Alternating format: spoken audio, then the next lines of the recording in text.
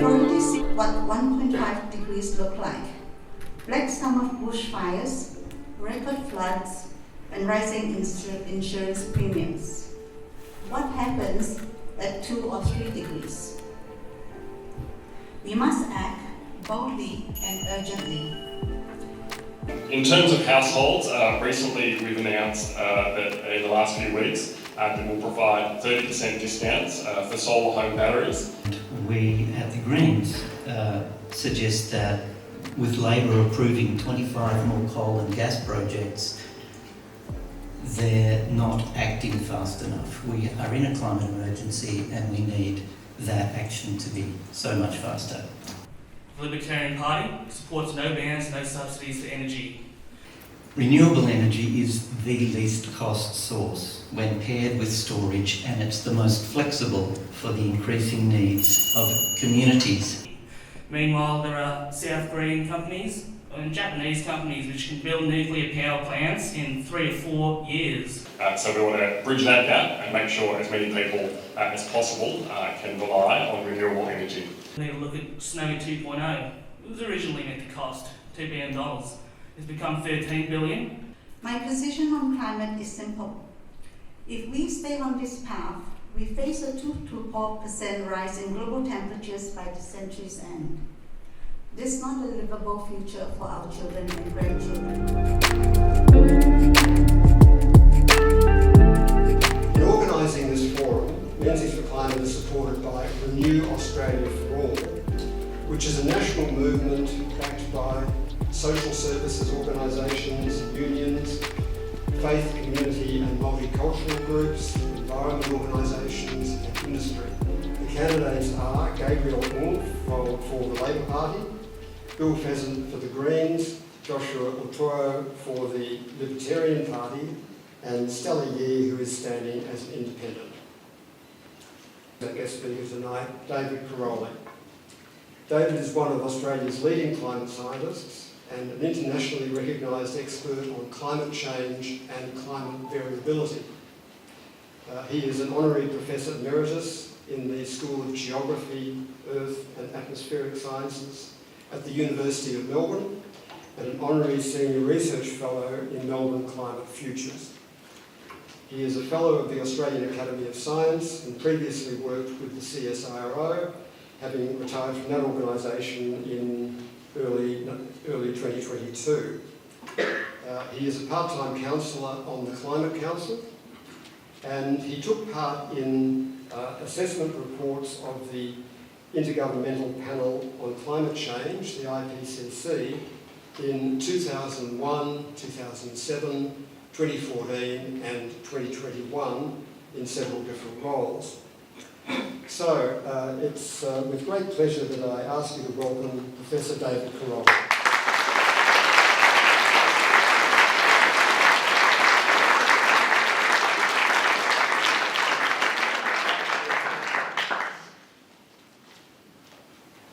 Thank you for the introduction, and it's my pleasure, and in fact I feel honoured to have been invited to come along. I should start off with a slightly different introduction. I have been introduced in the past as the scariest person at the University of Melbourne. And when I read bedtime stories, or when I read bedtime stories to my grandchildren, they didn't find it scary, or it didn't find me scary. And I think the message that I'll be presenting tonight is in fact a very scary message. But I only have 10 minutes to cover almost everything that I know around climate change science, impacts and solutions. I should also point out that I can talk underwater, holding my breath, for an hour. But I only have 10 minutes. So I better move on. There are also, if you're feeling tired, you can sleep through the next 10 minutes because there's a copy of what I'm going to say, more or less, on each of your seats. So it's not a book, it's a one-page sheet on 2 sides of what I'm going to say. And I better start. 2024 was the first year the global average temperatures exceeded 1.5 degrees Celsius, this so-called safe target for climate change and global warming set under the Paris Agreement. 1 year doesn't breach the Paris Agreement. The Paris Agreement is about climate change, 20-year averages. The bad news is that although 2024 was the first year, it is very likely that the 20-year period starting in 2023 will in fact be the first 20-year period exceeding the Paris Agreement target, and the next 18 years is almost locked in to breach this warming level. And global temperatures will continue to rise because not only did 2024 set record high temperatures, it also had record high concentrations of greenhouse gases like carbon dioxide, methane, and nitrous oxide from human activities. We also had record high water vapour concentrations, and water vapour is the most important greenhouse gas in the atmosphere, and it increases as global temperatures increase. The other bad news is that despite all countries, except perhaps the United States, signing on to the Paris Agreement, the objective of the Paris Agreement to limit global emissions has been ignored, and global emissions of carbon dioxide, methane and nitrous oxide also reached record high levels in 2023 and in 2024. We are a long way away from limiting global warming. We are likely to hit 2 degrees of global warming in the 2050s unless urgent action is taken to limit global warming and to stop increases in greenhouse gases. I'm going to talk more about that a little bit later. The record high temperatures we had in 2024 were due to the increases in climate pollution in the atmosphere due to burning fossil fuels, but they were also partly due to the El Nino event, record high ocean temperatures in the Pacific Ocean that led to an increase in temperature. That's part of natural variability, and it leads to warming global temperatures as well. There were some other factors as well. Every increase in global average temperature increases the frequency and intensity of climate extremes around the world. So these increases in global temperatures are leading to more weather and climate extremes, not just in Australia, but around the world. And these increases in temperatures are also leading to increases in rapid transitions from wet extremes, like we saw in Australia in 2022 and 2023, and in some parts of Queensland and the Northern Territory this year, as well as dry periods. And these rapid extremes and transitions are sometimes called climate whiplash. Rapid changes from hot extremes, dry extremes, and then wet extremes. And unfortunately, Los Angeles and the bushfires, they were a critical example of this rapid transition. The forest country and the scrub around Los Angeles grew under wet extremes and floods in the 2022-23 period, and then there was drought in 2024 that led to the bushfires. Enough of the United States. Let me talk about Australia now. The 20-year average temperature in Australia was 1.4 degrees for the most recent 20-year period, at a time when the global average temperature was only 1 degree for 20 years. Remember I said we only had 1 year at 1.5 degrees. Before that it was cooler. So the global average for the last 20 years is 1 degree. Australia is a landmass.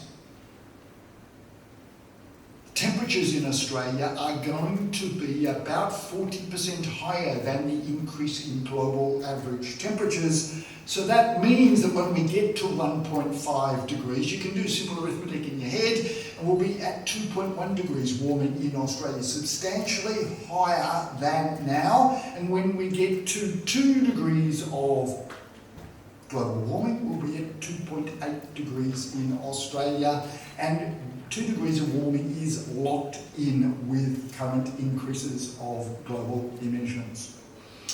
What have we seen in Australia? We've seen that these increases in Australian regional temperatures, and particularly across Australia, the temperatures inland are much hotter than on the coast. You know, when you go to the beach, it's cooler than the inland region. That's because the ocean doesn't warm up as much. But we have had ocean heat waves, and they cause bleaching of the barrier reef. I know I'm running out of time. I need to move on.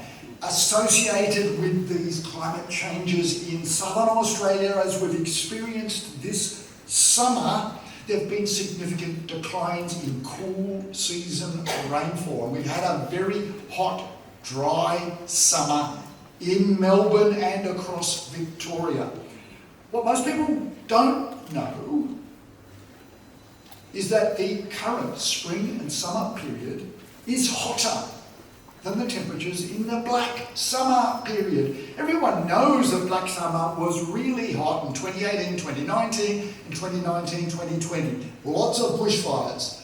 Well, this spring and summer has been even hotter. It just doesn't feel like that in some parts of the country because of the extreme rainfall associated with Tropical Cyclone Alfred in Queensland and in some other parts of the country.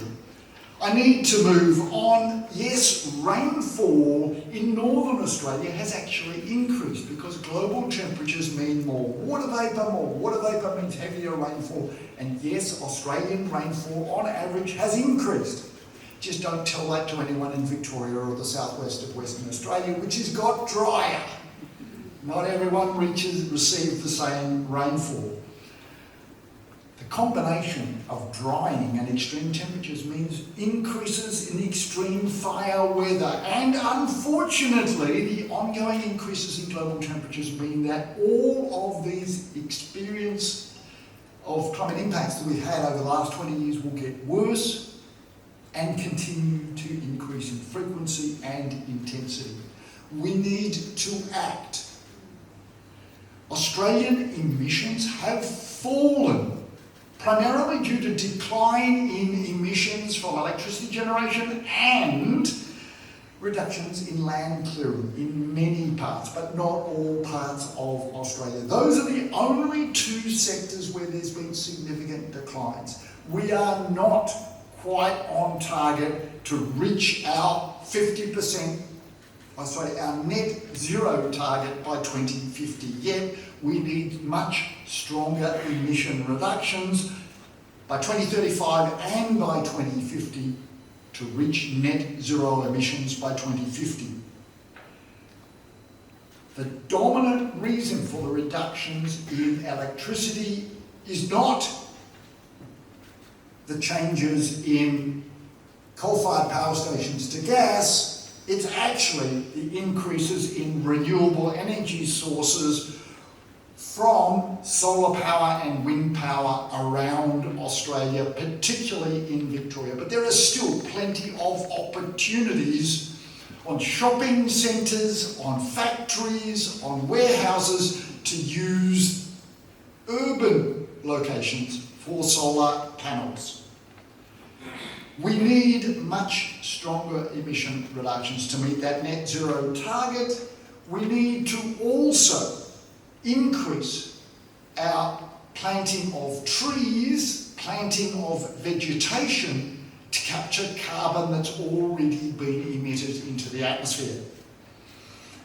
But there's another issue that has not been talked about in any election campaigns at all, as far as I can hear or see, and that is emissions from Australian exports of coal and gas, fossil gas, are more than double our domestic emissions, and they make Australia the third largest exporter of fossil fuels, and that is Australia's largest contribution to making global warming worse, and it is supported by both the current government and the Liberal National Party coalition. They want to make climate change worse for you. I don't know why, but they do, because the current minister and the opposition minister for the environment both support those activities. I need to finish. If you want more information, at the bottom of the flyer, there is a Climate Council Climate Policy Scorecard for all the major parties and the minor parties that is available online. I am not going to take any questions because it might suggest that I am supporting one or other of the candidates. However, I am going to listen to all of what they say. Thank you very much.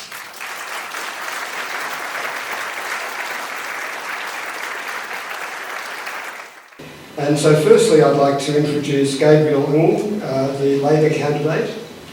Gabriel is a lawyer working with a major firm, especially in the area of personal injuries. He is a former public servant and volunteer at community legal centres. He grew up in Doncaster and now lives in the area with his wife and 2 children. So let's all welcome Gabriel. Thank you, Jeff. Thank you to Menzies for Climate for hosting this forum, and thank you to everyone for coming out tonight. I think it's really important that as candidates we're accountable and that we answer your questions about the issues that matter to you. I'd also like to thank the other candidates for coming along and Professor David Karoly for his speech.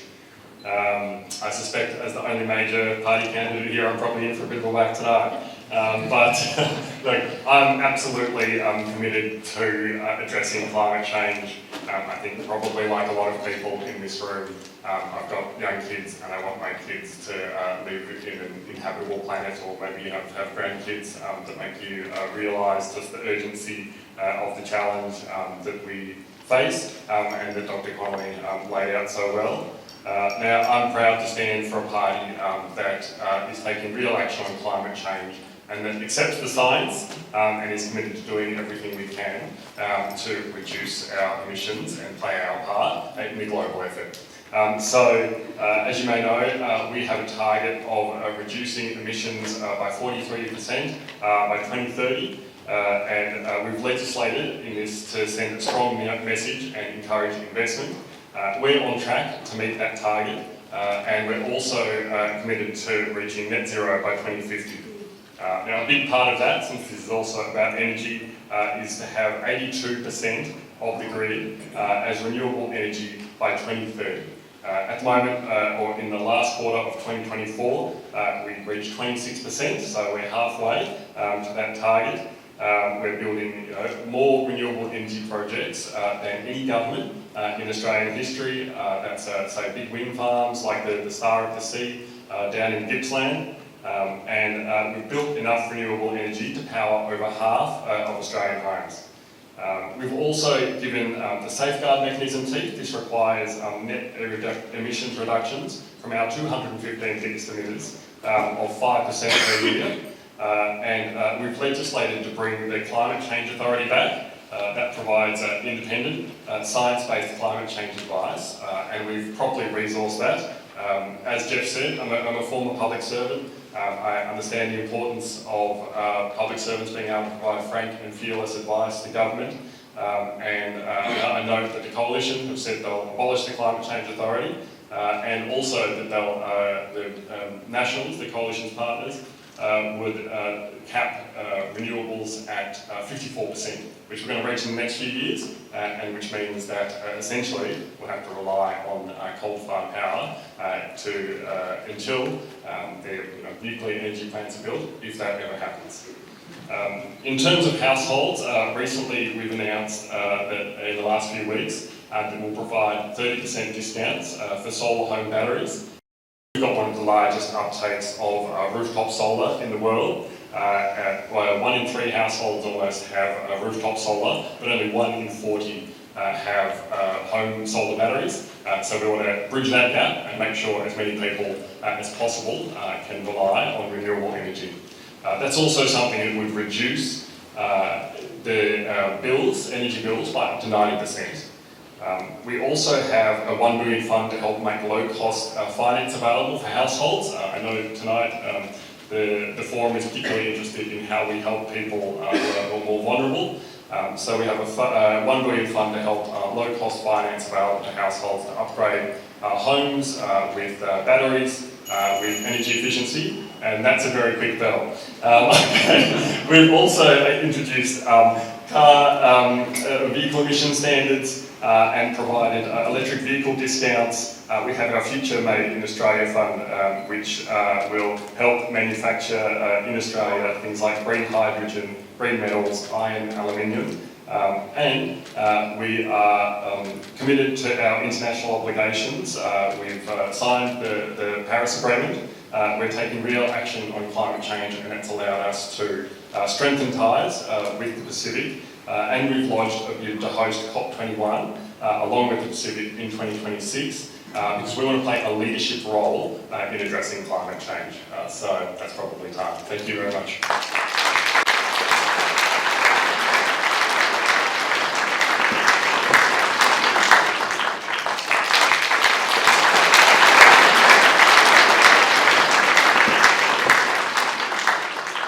Right, so our next candidate is Bill Pheasant, the Greens candidate, who has been a Warrandyte resident for 25 years and previously stood for the Greens in Menzies in the 2022 election.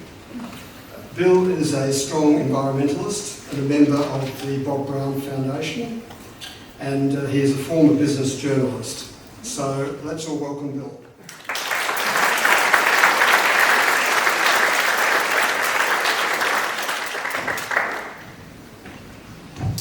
Thanks to all of you for turning out tonight. This is such a critical issue. Thanks for Menzies for Climate for organising this forum on such an important issue. It's great to be here. I'm glad the other candidates who are here are able to make their arguments. David, you stole some of my thunder talking about the fact that last year we reached 1.5 degrees in global temperature beyond the Paris limit, that we thought the global powers, the governments that had entered that were going to commit to it. But we're heading into a climate emergency well on the way to 2 degrees heating and beyond, wiping out our coral reefs, increased extreme weather, as David said, human and natural catastrophes. Like in Europe in 2022, there were 60,000 deaths due to a prolonged heat wave. In Australia, the fire season is longer, droughts are deeper. We have record flooding in Queensland, and a cyclone made landfall far south as Brisbane. It's having an effect on insurance prices. That's hitting everyone, but especially in places that are subject to extreme weather. We know that some properties are going to be uninsurable. And as a resident of Warrandyte for a generation, really, we know that every year as fire season comes around, it's a critical issue for us. But it's not just Warrandyte. We know that extreme fire conditions, as we saw in Los Angeles, in Hawaii, even in suburbs in Canberra, extreme fire conditions can drive fire right through suburban areas and be devastating. So I want to talk about emissions reductions. That's one of the things that the Greens have a 60-page policy on that goes across each of the sectors, not just electricity. It looks at transport, agriculture, industry, waste, and also our forests. There's a global carbon expert at Griffith University who's been looking around the world at reducing carbon and the impacts of carbon that's locked up in forests and how that affects the global equation of carbon. And ending native forest logging would help offset a huge amount of emissions. Over 9 years, it would equate to about the 43% that the Labor government has committed to.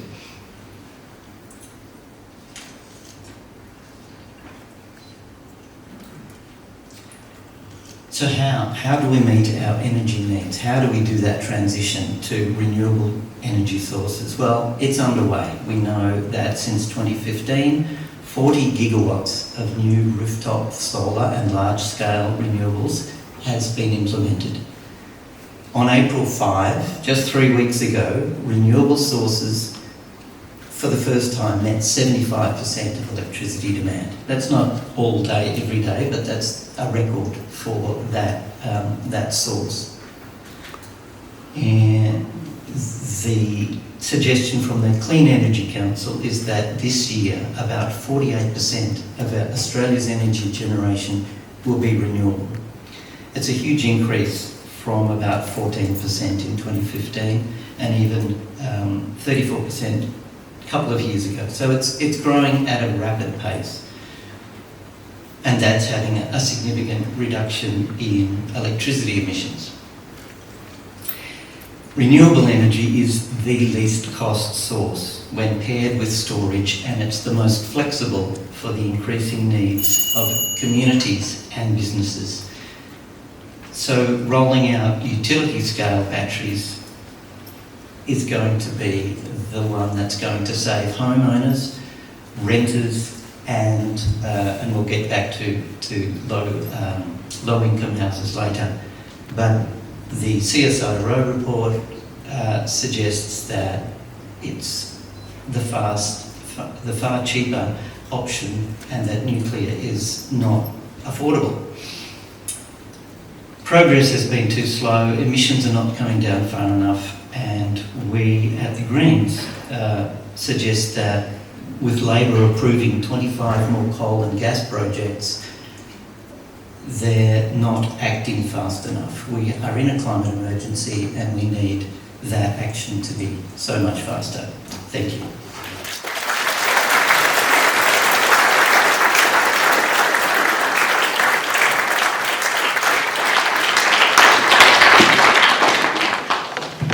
Thanks very much, Bill. Our next candidate is Joshua Utoyo for the Libertarian Party. Joshua is a 21-year-old student who grew up and went to school in this area. He's described in his profile as a manufacturing entrepreneur, and he's the founder of his own manufacturing business. He's also on the executive of the Libertarian Party, being the State Secretary for Victoria. So let's all welcome Joshua.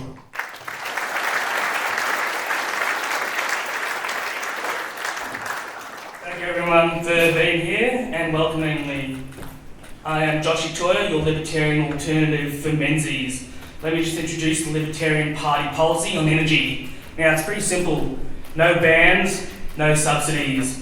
The Libertarian Party does not believe the government should be telling you what you do with your money. We don't believe that the government should be telling you what, we don't believe that bureaucrats, government and politicians should be telling you what to do with your money. We believe that that decision should be with you, and that if you want a particular source of energy, you should be able to vote with your wallets instead of having that decision made for you. So that we want to empower you to be the change you want to see in the world. Now, I'll say one thing. The Libertarian Party opposes corporate welfare. The Libertarian Party opposes subsidies of all kinds to any businesses, especially big businesses like Clive Palmer, Gina Reichert. They don't need more subsidies. I hope we all can agree on that. And we also oppose subsidies for renewable energy too, such as the Future Made in Australia Fund or the Clean Energy Finance Corporation. We oppose that because the Libertarian Party does not believe that your taxpayer money should be making businesses rich, that the government should be using your taxpayer money to pick which businesses profit and which businesses fail. This is a transfer of wealth from the poor to the rich, which I think is evil, which I think is criminal, and I hope that we can all agree on that. Apart from opposing corporate welfare, the Libertarians oppose upper-class welfare, such as with home battery subsidies as well as rooftop solar subsidies. Now, the reason for this is it's a transfer of wealth, again, from renters to landlords, because renters pay taxes, which contribute to these subsidies, increasing property values, which they will have to pay for through more rent, which the Libertarians certainly oppose. Now, the Libertarians acknowledge the reality that Australia is only 1% of global carbon emissions. China, India, the United States are the majority of the world's carbon emissions, and they've got no indication of slowing down. Rather, they are looking like they're going to speed up more and more. If you want to change global climate, you need to talk not to us, but to Xi Jinping or Donald Trump, because they're the ones with the real influence here. Libertarians believe that the Australian government and Australian elected representatives should be serving the Australian people, not foreign agendas. Libertarians give a vision of future hope, growth and prosperity for Australia. One final point I'd like to make is that the government is incapable of delivering on strong climate action or any action it desires, in my opinion. You only need to look at Snowy 2.0. It was originally meant to cost $2 billion. It's become $13 billion, and this was numbers from a few years ago, and there doesn't seem to be any end in sight in terms of cost blowouts and delays in construction. Meanwhile, there are South Korean companies and Japanese companies which can build nuclear power plants in 3 or 4 years. Meanwhile, our government can't even build a bloody tunnel in the mountains. Look, how many more snowy hydros do we need until our government, politicians and bureaucrats wake up to the net zero fantasy? How much more do our power prices need to go up? How much more endless debt do future generations need to be burdened with? As a young person, I am not keen on the future of Australian debt slavery, which seems to be happening at an increasing rate. Thank you. Before I leave, I just want to leave you on one final note. The Libertarian Party supports no bans, no subsidies for energy. We believe that you should be able to decide what forms of power you want to use, and they should compete on a fair and free market. If renewable energy is the best and cheapest and most efficient form of power, as previously suggested, well, if it's allowed to compete fairly with other forms of power, it ought to clean up. No bans, no subsidies. I'm Josh Utoyo, your Libertarian alternative for Menzies. Thank you.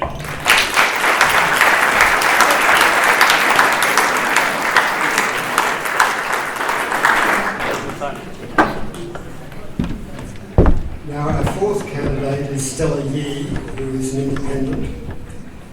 Stella has lived with her family in Doncaster for the last 22 years. She holds a bachelor's degree in social work and a master's in policy development, and has a record of community service in organisations like Rotary and the St Vincent de Paul Society. She was the editor of the Manningham Life magazine, which she founded after the local newspaper in Manningham closed down. So let's all welcome Stella.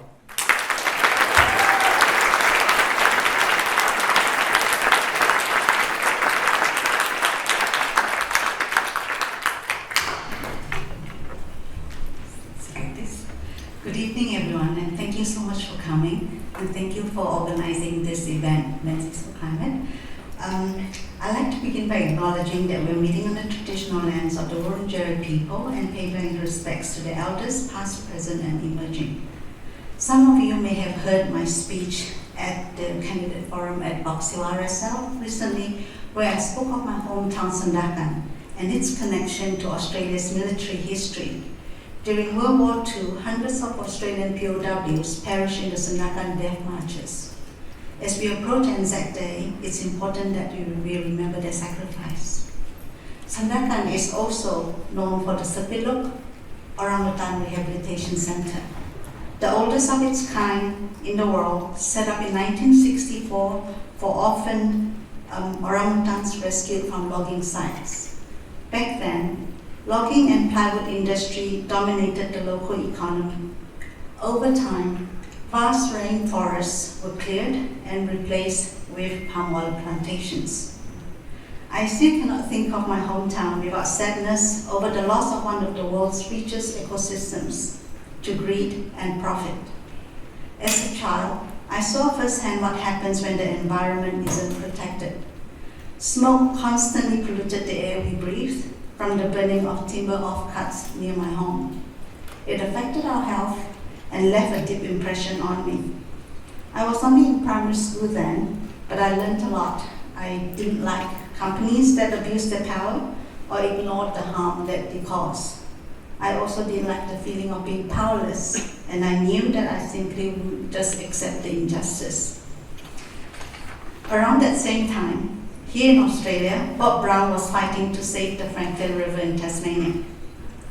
Sir David Attenborough later drew global attention to the Bornean rainforest, the oldest on Earth, home to over 15,000 plant species, 6,000 found nowhere else.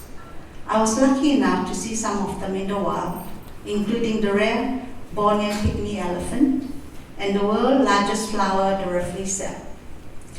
Children today don't have the same opportunities for wonder. Even with the wonderful Great Barrier Reef right here, they grow up with anxiety. Instead of awe, they associate with coral bleaching, as well as species vanishing forever. How can we explain the federal government decision to back a foreign-owned company which hasn't paid tax in years to continue destructive salmon farming in Macquarie Harbour? This risks wiping out the ancient Mosby skate. Worse still, the industry sold diseased fish to unsuspecting consumers like us after a mass death event, an appalling breach of trust. As Jeffrey Watson, SC of the Centre of Public Integrity put it, we are entitled to know how we are being governed, why we are being governed, and who is making the decisions which affect our daily lives. My position on climate is simple. If we stay on this path, we face a 2 to 4% rise in global temperatures by the century's end. This is not a livable future for our children and grandchildren. We've already seen what 1.5 degrees look like. Black summer bushfires, record floods, and rising insurance premiums. What happens at 2 or 3 degrees? We must act boldly and urgently. The climate commitments that I support are at least 42% reduction by 2030, net zero well before 2050, legally binding carbon budgets, 80% clean electricity by 2030 and 100% soon after, no new fossil fuel projects, and managed coal phased out by 2040 with support for workers. And on land and nature and land protection, invest in Australian-led clean energy technology, protect forests, wetlands, coasts, and biodiversity, and native forest logging, shift to sustainable plantations, and promote regenerative agriculture and better land use. We need real action on the household level. I support rewiring Australia's plan to electrify 10 million homes over 14 years, using $40 to $50 billion loan scheme to deliver cleaner, cheaper energy. We must ensure renters, apartment dwellers, and low-income households aren't left behind.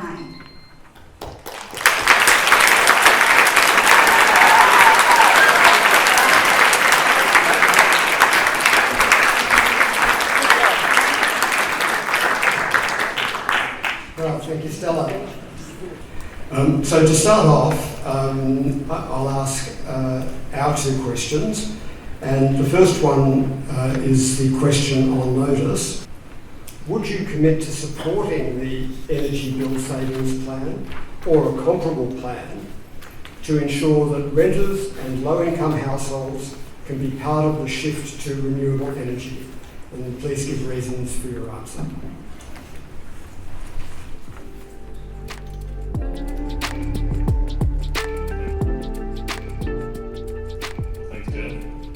So in terms of the question on notice, it had three elements to it. The first was to cut power bills. Now, I think we have a number of policies which parallel many elements of the policy that you've put forward. So in terms of supporting vulnerable people in social housing, we're rolling out $800 million to upgrade 100,000 social housing property with retrofits such as insulation, electrification, solar and batteries.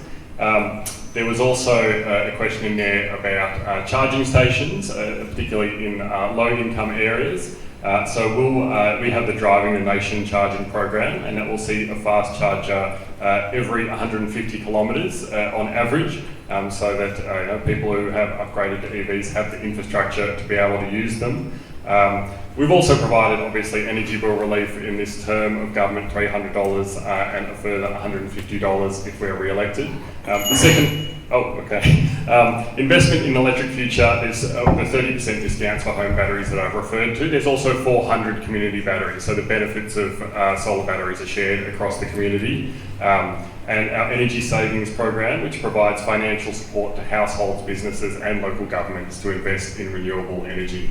And in terms of sharing the benefits fairly, we're delivering support for renters and apartment dwellers to make the transition to renewables through our Solar Banks program.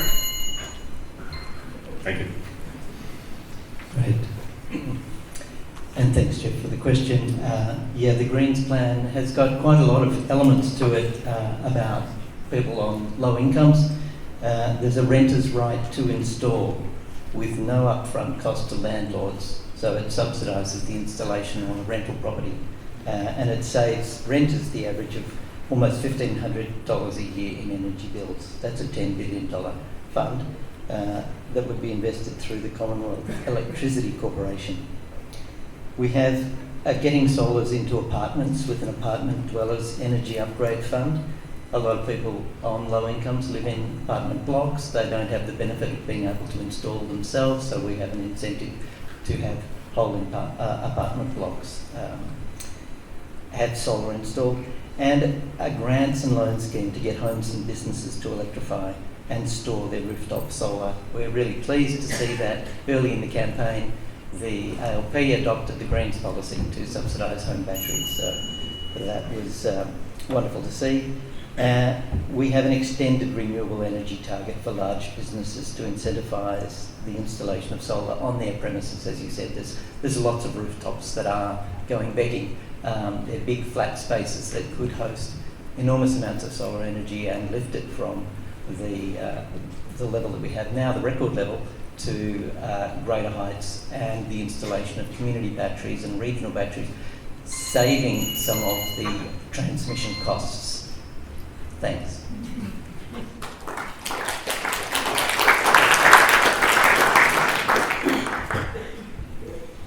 The Libertarian Party is a party of principle. If I were elected member of Menzies, I would follow our party principles, being no bans, no subsidies in the energy market, as I've explained in my speech before. Thank you.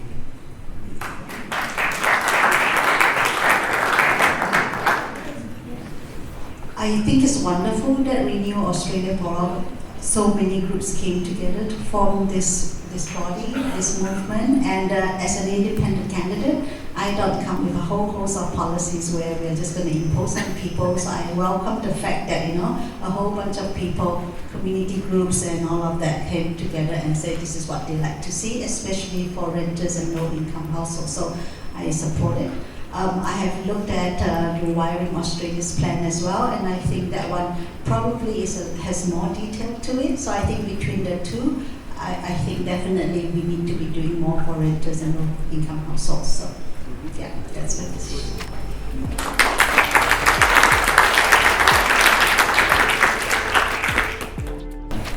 We would oppose any new coal and gas project proceeding.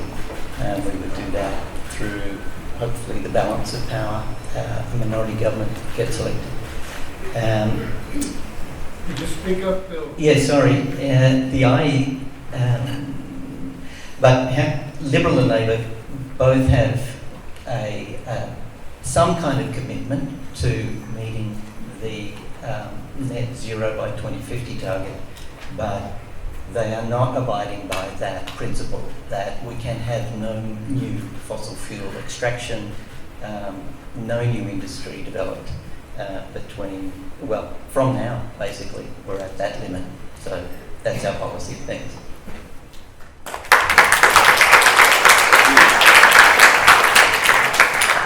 I'd just like to quickly touch on Libertarian Party policy again. No bans. So we already have a nuclear power ban in Australia on both the federal and state levels, meaning that there is no competition in a fair and free market. Even more bans, I think, will deprive the Australian people of the ability to choose. Libertarians believe that you should be empowered to choose where your energy comes from by voting with your wallet, instead of that decision being made for you by bureaucrats. No bans, no subsidies.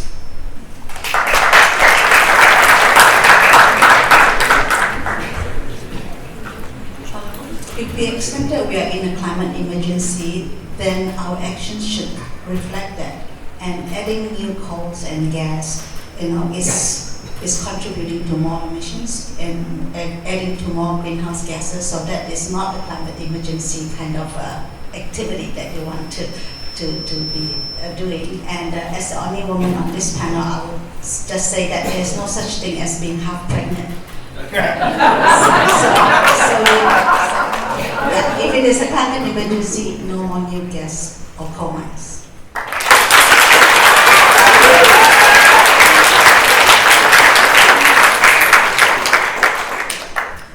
The Labor government hasn't approved any new coal since 2020, no new coal project since 2024.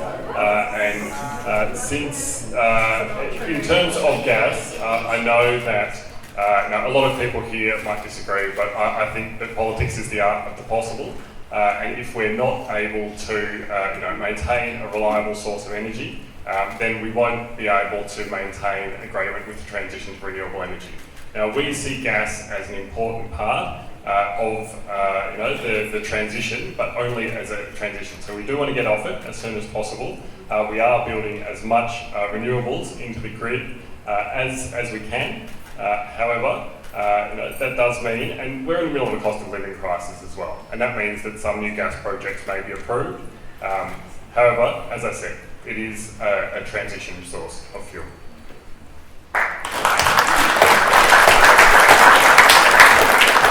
And now it's time for the rest of you to ask your questions. Libertarians don't have a backup plan, we have a plan. No bans, no subsidies. Thank you very much.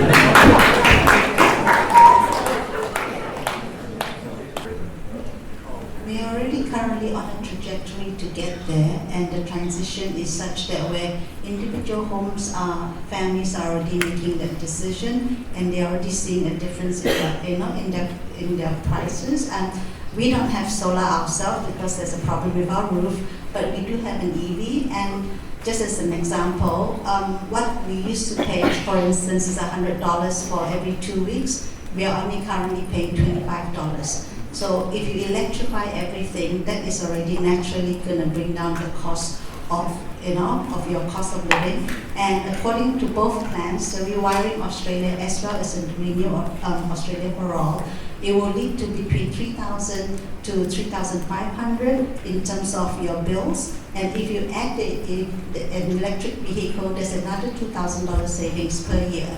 So I don't see how that cumulative effect of everybody moving in the same direction would lead to a catastrophe. It's only just going to make us better in terms of resilience.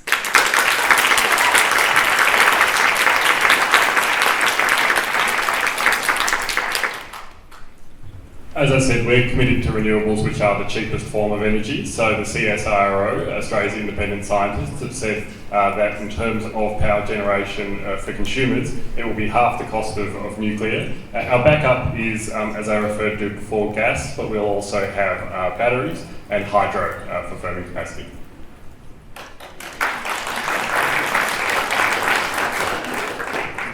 Thanks, and I agree. Without additional coal and gas, we have the structure that we have in terms of existing generation capacity, it's growing hugely in terms of solar and storage and wind. The unreliability of coal plants is the major problem, driving up, spiking our power prices, and often is the cause of the blackouts. It's not the lack of available electricity during each day.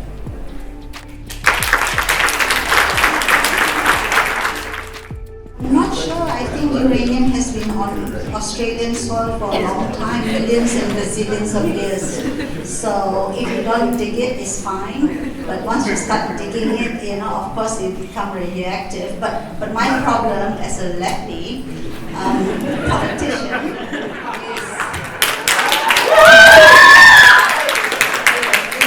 is not that nuclear is not a good option. France is doing it. But the fact that it is so great, why don't we just let the private sector do it? Yeah. Why use public funds?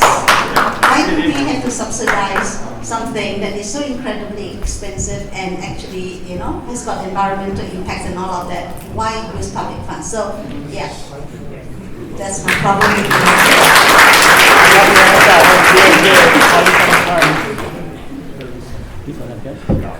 I think Stella's answered the question well. Yes. No other answers? That's I it? got an answer. Well, I might not be a lefty, but I'm sure I can rustle up an answer. Maybe I am, who knows? But I'm less concerned about the uranium in the ground, but I'm more concerned about the waste that's already above the ground, such as the solar panel waste. Well, solar panels only last 20 years thereabouts, and there's no real plan to dispose of solar panel waste. Nuclear waste, for instance, is the only source of power that has contained waste, like coal, gas. They emit toxins into the atmosphere, while nuclear power is all contained. Solar panels, well, we don't have a real plan on how to dispose of that, because that's also toxic waste. Cheers.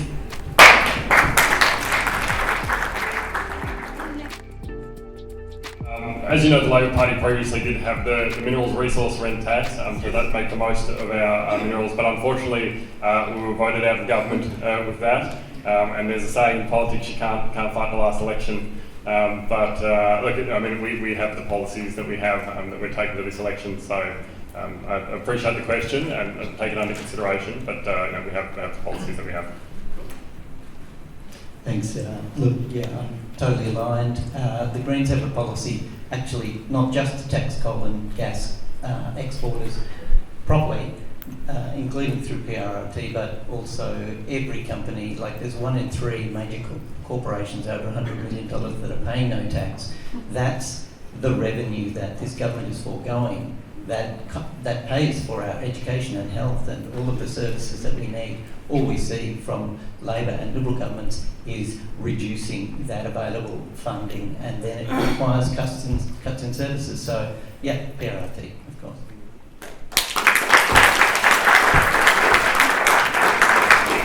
Thank you for your question, sir. But I do ask before I answer that all questions be respectful, and please, no more profanities. Thank you. The Libertarians believe in empowering the individual.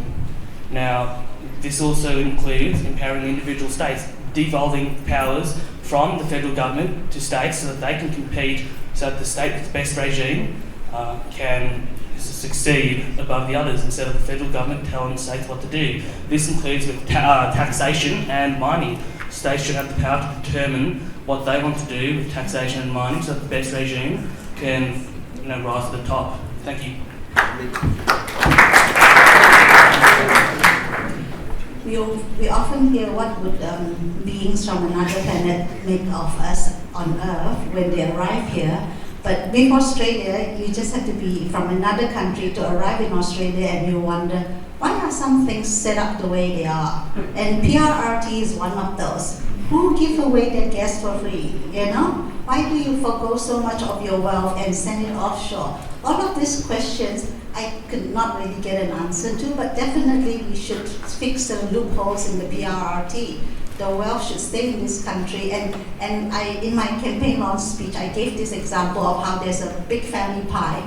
Half of it is cut to and given to 5 people, and then the other 26 million of us have to share the other half.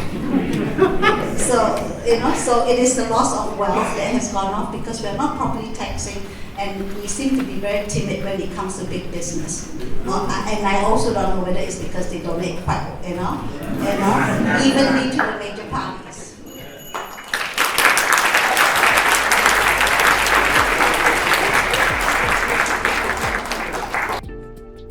Ending native forest logging theoretically happened in Victoria. It hasn't actually resulted in an end of logging. It's just transferred to national parks and fire mitigation. But yeah, local tree canopy reduces ambient temperatures. It's a hugely important thing in a crisis where temperatures are going to be rising in urban areas. So yeah, how we would implement that down at a local council level from a federal government position, would require some negotiation with the states. But the EPBC Act gives some powers, but we need better nature laws. The federal government of Anthony Albanese promised better nature laws, but then torpedoed them at the last minute. So we're really disappointed with that.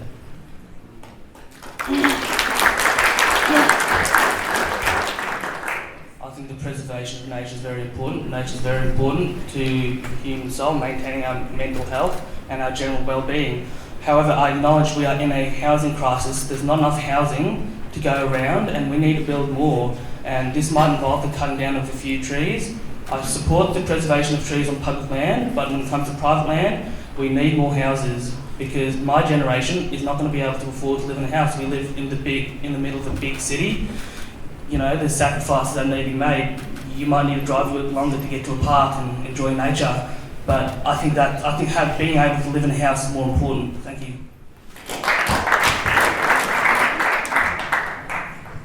If you didn't get from my speech that I love trees, I'll tell you now, I love trees. And it is also related to climate. It is one of our biggest carbon stores. So yeah, it is in our urban planning. We just have to factor in that there should be trees. If you want livable cities, you have trees. So I don't think it's it's a nice to have. It's an essential to have. So I don't know how, Bill was saying, how we go from federal government to state government to the council level to ensure that there is a certain percentage of tree cover in every municipality, and also to leave those mature trees alone. They have lived for a long time, and they give so much pleasure to us, and shade and all of that. So yeah, I'm not for cutting down mature trees at all.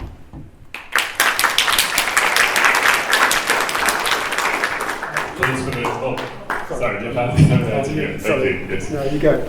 I agree. It is a tragedy whenever a mature tree is lost, whenever trees are lost on a property, but there is a balance between, in the case of private properties, being able to construct houses to increase supply to address the housing crisis and preserve as much tree canopy as we can.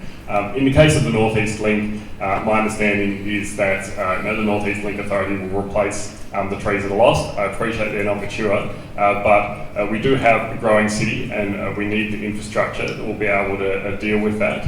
Now, an important part of the North East Link is that it takes a lot of trucks off local roads, and in that way it does reduce emissions because it gets them to their destination faster without having to stop and start. With the tree canopies being replaced, and with the trucks being taken off local roads, it does have an overall positive effect on climate change.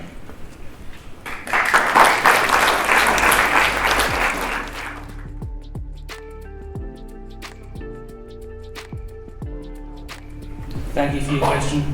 As we heard before in this panel, renewable energy is the cheapest, most efficient form of power. Therefore, it doesn't need help from government. Thank you.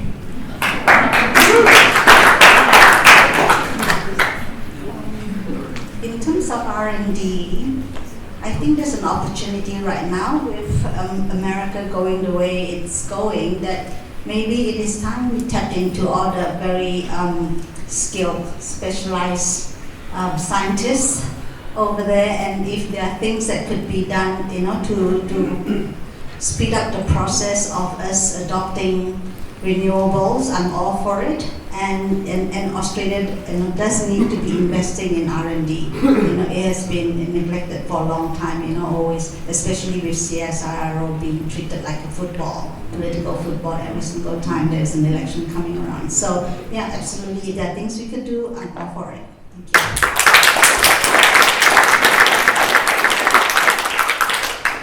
In my opening, I referred to the Climate Change Authority that we've re-established to provide independent science-based advice on climate change. We also, have supported the CSIRO. They play an important role in developing new technologies in Australia.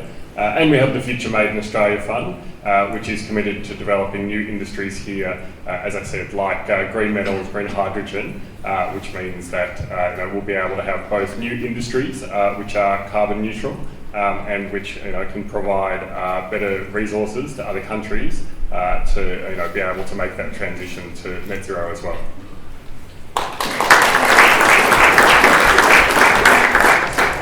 Thanks. And yeah, there's lots of innovation happening. Storage options like pumped hydro that are able to soak up that peak of solar during the day, release it overnight.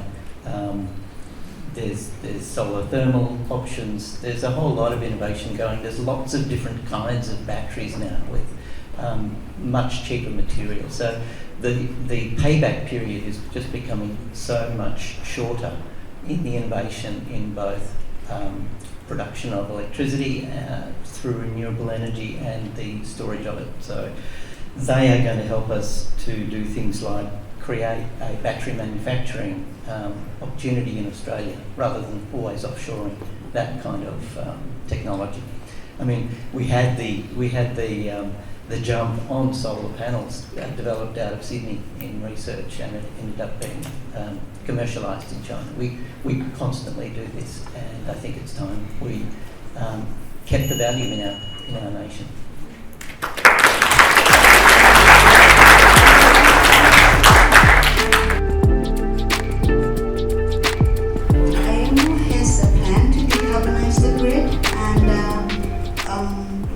They're planning to spend 16 billion to build 10,000 kilometers more of new transmission lines, which will increase the current wind and solar 6 times and by 2050, and also it will benefit our consumer by our savings of 18 billion and reduce emissions by 3.3 billion. So AMO is actually already looking at this, to decarbonize our grid. So at the system level, that is that. And then of course, if we plug in the Rewiring Australia's plan, the two combined, we will actually achieve, the net zero a lot quicker and also cleaner.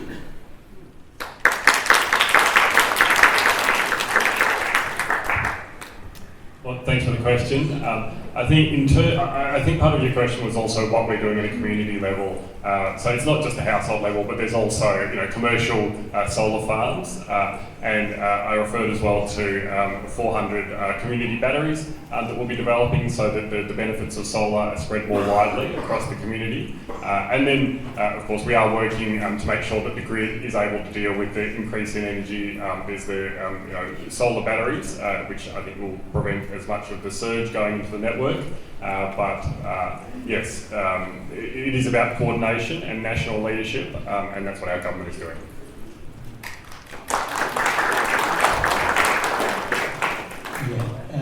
Thanks. And the community battery scheme is good. We want it to become 1,000 batteries rather than the 300 or 400 that the Labor Party is proposing. They're really important because the closer you put the storage to where the need is, where the usage is, the less transmission blockages and constraints they're going to be.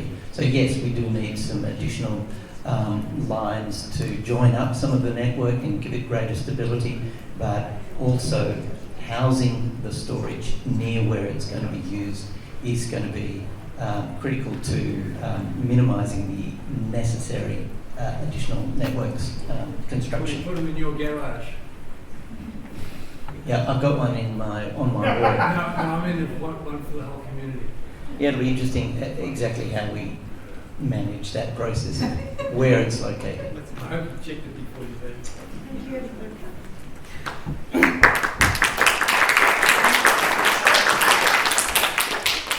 Thank you for your question. I respectfully disagree with the notion that we need the government to coordinate, large infrastructure such as the internet. Such as power. The example I want to give is the internet, which was largely built out by private industry and is, continually. Excuse me, sir, please. She asked a question and she deserves a response without interruption. The internet is fast and effective all around the world and is getting even better, such as with Elon Musk's Starlink. So we don't need the government to coordinate telling us what to do. Thank you.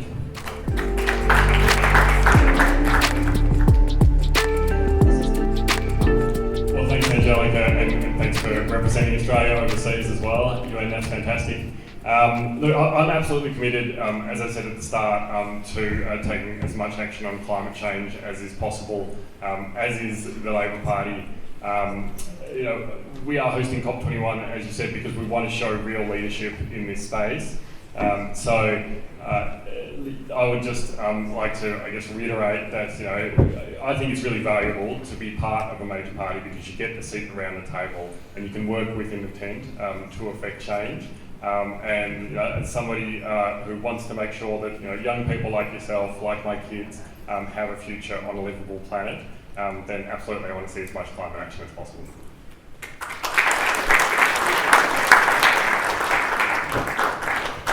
Thank you, Angelica. And yeah, it's critical that we're thinking about the people who are going to be experiencing those impacts first, and without the resources and without the responsibility for why it's even happening.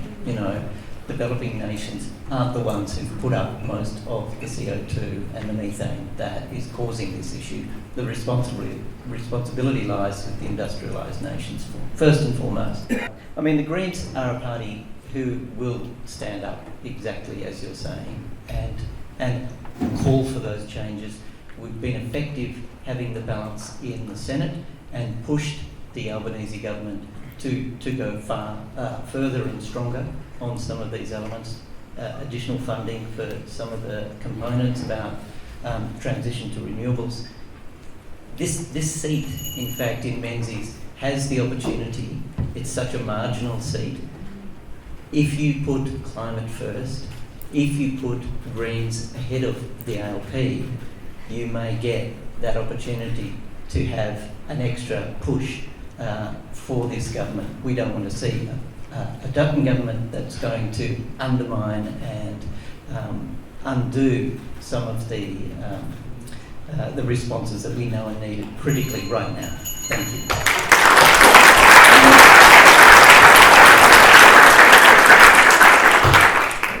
Thanks for your question, Angelica. I like how you brought up the point that there seems to be a lack of political will.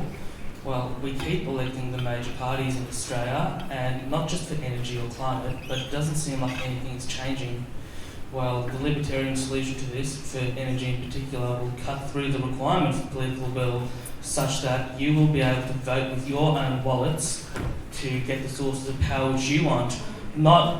Of course, you have a vote, but you don't get to vote for those unelected bureaucrats who have a lot of power. We want to cut that power out and give it to you.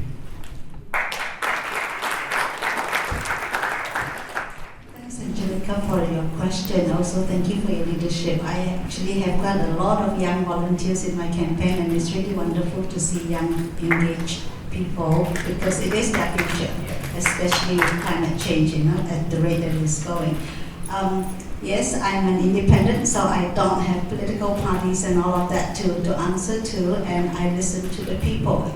And absolutely, the reason I'm running is because I think the system could be better. I think Australia could be better, and governments need to be held to account. And I think the previous parliament has shown that independents have played quite a good role in holding governments to account and also improving laws and stuff like that. So absolutely, yep, I think the culture needs to be changed, and also we need to restructure the way we think about Australia and what we value.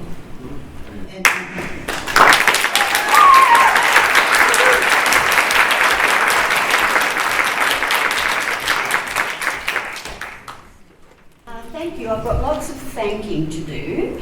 On behalf of Menzies for Climate, there are many people we need to thank, which includes numerous supporters who are looking to the future and working so hard towards that purpose.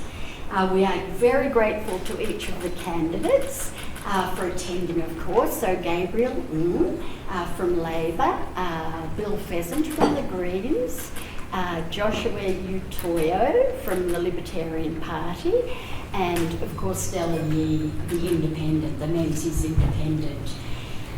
We would particularly like to say what a privilege it has been to have the Emeritus Professor David Karoly to be our keynote speaker. And I'd have to say that in retrospect, on that basis, we should probably have hired a hall that could accommodate 1,000 people instead of 200. So I'm sure I speak for everyone here when I say thank you so much for coming to speak to us on the existential topic of climate.